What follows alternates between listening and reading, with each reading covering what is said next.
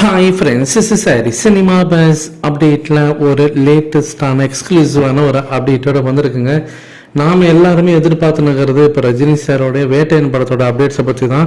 So Vettaiyan படம் வந்து ரிலீஸுக்கு ரெடியாக இருக்குது. ஸோ அக்டோபர் 10 அன்னைக்கு இந்த படம் ரிலீஸ் ஆக போகுதுன்றது நம்ம ஏற்கனவே தெரிஞ்ச ஒரு விஷயம். ஏன்னா அவங்க அக்டோபர்னு சொல்லிட்டாங்க. ஸோ அப்படி இருக்கும்போது எனக்கு தெரிஞ்சு ஒன்று தீபாவளி அப்படி இல்லைன்னா ஆயுத பூஜைக்கு தான் வரணும். தீபாவளிக்கு அஜித் சாரோடைய படம் வரப்போகுது, விடாமுயற்சி வரப்போகுது.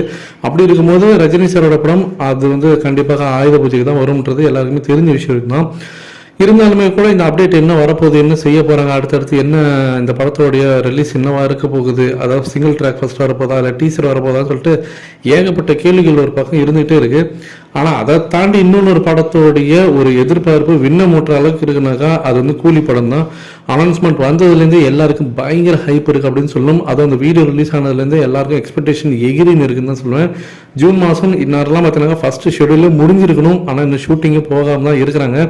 காரணம் ரஜினி சார் ஸோ நிறைய இடத்துக்கு ட்ராவல் பண்ணிட்டு போயின்னு இருக்காரு. அக்கராஸ் நேஷன் பார்த்தீங்கன்னா நிறைய ஃபங்க்ஷன்ஸ் போயிட்டு வந்தார்.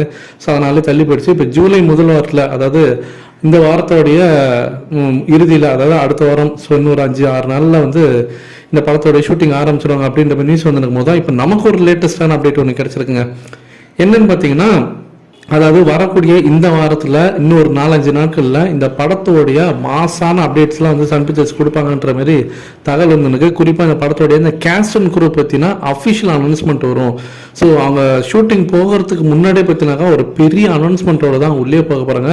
தினமும் ஒரு அப்டேட் வர ஆரம்பிச்சிடும். ஸோ வர வியாழக்கிழமையிலேருந்தே நம்ம எதிர்பார்க்கலாம், வர வியாழன் வெள்ளியிலேருந்தே நம்ம எதிர்பார்க்கலாம். ஸோ டெய்லியும் பார்த்தீங்கன்னாக்கா 1-2 அப்டேட்ஸ் ஏதாவது ஒன்று வந்துகிட்டே இருக்கும். அஃபிஷியலாக வரும். கேஸ்ட் பற்றின அப்டேட்ஸ் கண்டிப்பாக வரும்ன்ற மாதிரி சொல்லியிருக்காங்க.